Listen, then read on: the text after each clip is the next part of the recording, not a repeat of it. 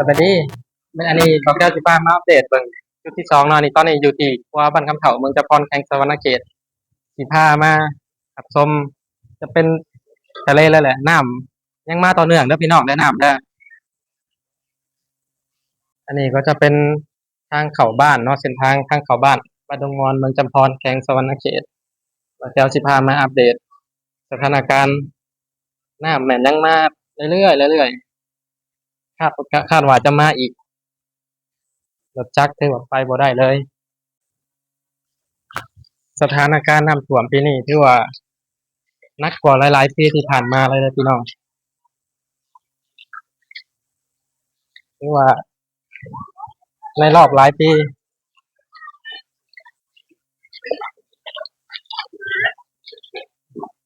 เดี๋ยวไปเล่นน้ำเลิกเด้อล่ะเด้อย่านเด้อ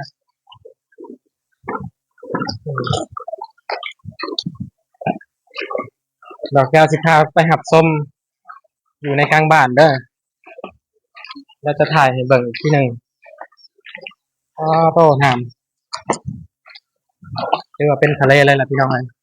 ข้าวหมูข้าวไก่ท่วมอย่างรุนแรง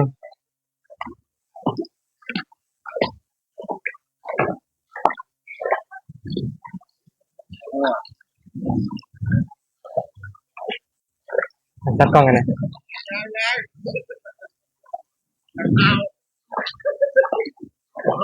เจ้าสบายดีสบายดีอ่ะขอสัมภาษณ์แนวสบายใจเป็นอะไรอันอยู่ห่างอยู่หน้าน้ำที่ว่าโอเคโอเคบ่แม่นแหละโอเคนี่ยังขึ้นท่วมบ่บ่ทั่วบ่ได้โอเอาเคโอเคเอาโอเคขอบใจ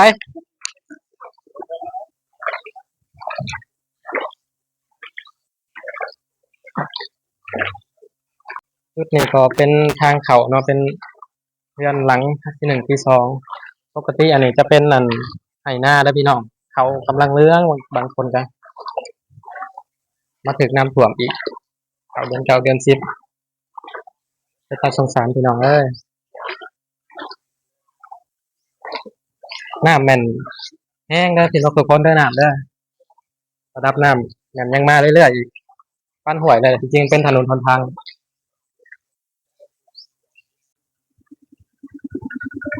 อันนี้แม่นรถไฟเด้อพี่น้องเกือบบ่อยากรอดไปเลย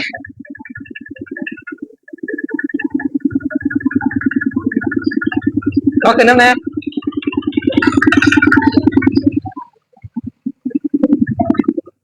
ก็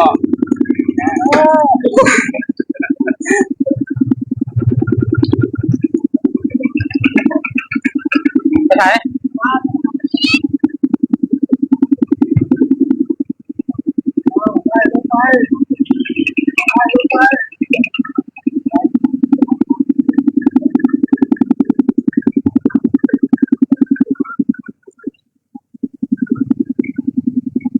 ทางในบ้านเป็นยังไงพ่อ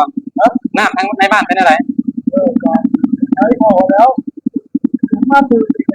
ทั่วแล้วบ่ได้ปลาบ่มันจะหาปลาหาก็บ่ได้หรอกน้ำตายอ่า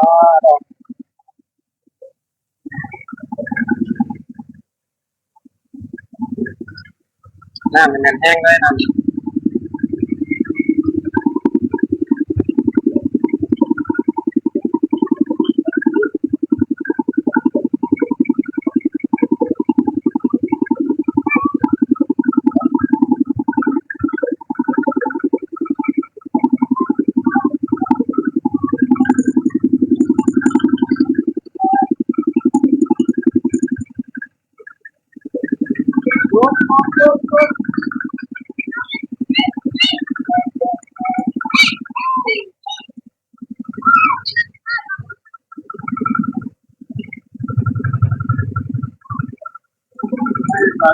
เขาบ้านด้วยเขากำลังเหลืองกำลังสุกเนาะ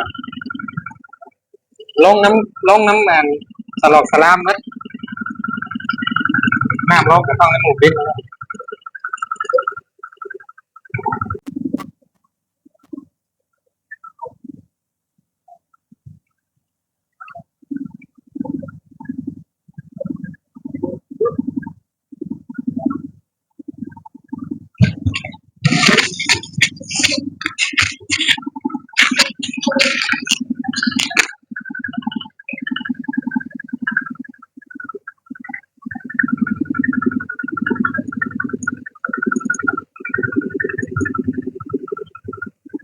ลงนี่ได้ค่ะ เนาะ แม่น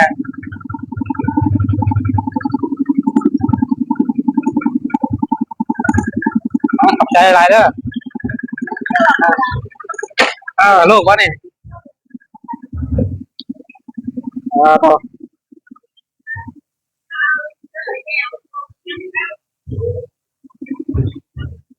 นี่จะเป็นเงินน้องเคยเนาะคือว่านักหน่วงได้กระสู้ๆ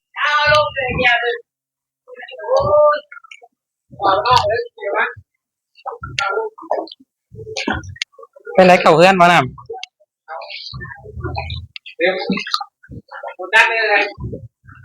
ฮะย่างตัวจักจอดด้วยกันในเกมว่าจะมาเมี่ยนเครื่องซอยได้นี่ยังขึ้นเรื่อยๆว่าน้ำอยู่ได้นี่เริ่มบกแล้วเนาะเอามองมาใส่หน่อยไหมนี่